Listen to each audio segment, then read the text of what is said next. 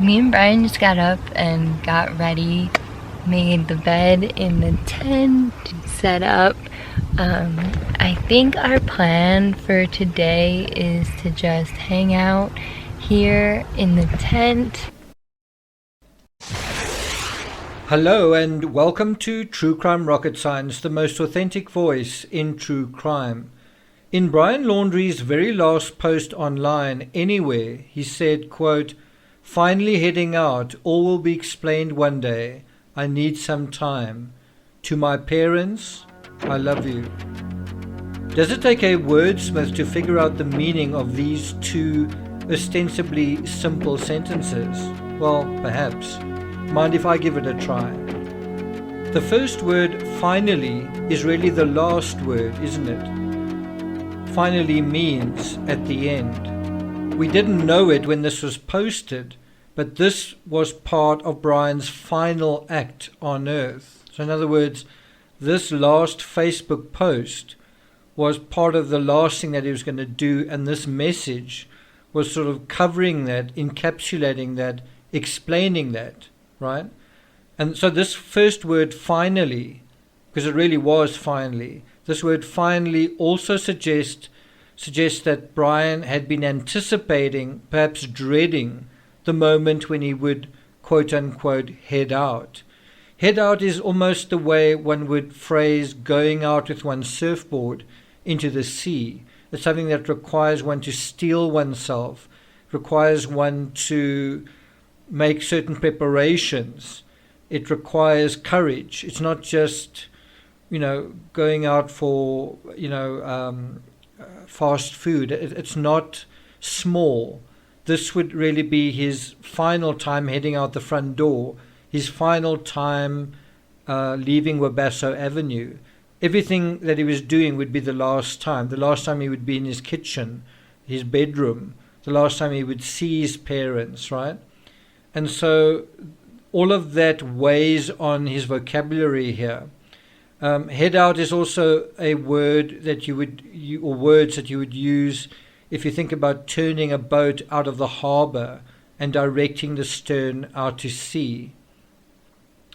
I remember when I first read this many weeks ago, I wondered whether it was a misdirection. I wondered whether he was trying to tell us that he was going out, meaning outside.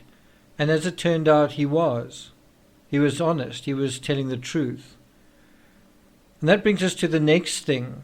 All will be explained one day. And that is really what I'm highlighting in the short message that he left for us. All will be explained one day. And that's actually a promise. The only one really capable of explaining Brian's story with Gabby, certainly, was Brian. Who else is going to be telling his story? Because his parents haven't, his lawyer hasn't. He didn't give them instructions to say anything. And I think what is interesting here is that Brian pledges, as I say, promises, undertakes, commits himself to explaining things in the future. All will be explained one day, meaning I will explain everything one day. And so this suggests that an attempt was made to chronicle his thoughts in his notebook. We knew he took it along, and we knew where it was found. It was found right by his remains. It may be a manifesto. He may have taken some time to write it. It may be similar to a kind of memo that we saw on his final Instagram. It might be half a page or something. Something exhorting the world to be a better place. Something perhaps similar to what Chris McCandless wrote in the bus. Or it might be fairly brief. Now, think about if it was a situation where Brian just slowly wasted away, how much opportunity he would have to write a lot. Whereas if he was planning everything, he was going to execute things a certain way, then once he'd written everything, well then he'd completed his task, the task he'd set for himself. The fact that this short missive is missing at least 2 commas and 2 periods suggests Brian may have posted it on the fly. He may not have had much time, which is why he says, I need some time. what he's really saying here is that I need some time by myself. I need some privacy. I need some space. I need to get my emotions in order. I need to be in a controlled environment. I need to be on my own terms. And also I need to be on my own terms when I do this. And so he ends off saying, to my parents, I love you. It's a salutation. It's a greeting. It's the last thing that he says. You know, if you take the first word and the last three words, he says, finally, I love you. I also think, and this may be looking in it too deeply, but when you take the first word and the second word, he says, finally heading. And perhaps something happened to his head that caused him to lose his life, right? Maybe that is what he's thinking when he's writing these words. So the grammatically correct version would have been finally, comma, heading out, exclamation mark. All will be explained one day. And he could also have said, I will explain everything one day. Full stop. I need some time. Full stop. To my parents, comma, I love you. And if you compare that, which would be a sober individual that is, obviously aware of writing things correctly compared to the way he did write it, it's totally different. So coming back to where he says, I need some time, well, he did. A few weeks ago, I thought some time may have meant months rather than weeks or even days. That is still an open question. How long was Brian out there? Probably as long as he felt he needed. He probably wanted to arrange his thoughts on paper, privately, to get his affairs in order. If he was physically uncomfortable, I think that paled, certainly initially, in comparison to how he felt mentally and psychologically. If you tempted into thinking this last message was light-hearted and random, that there were no emotions involved, well, young adults don't often post messages to their parents in their status updates on Facebook, especially not in these formal final terms. To my parents, I love you. Overall, it does seem Brian was aware that the world was watching, waiting, and wanting answers. And of course, it still is.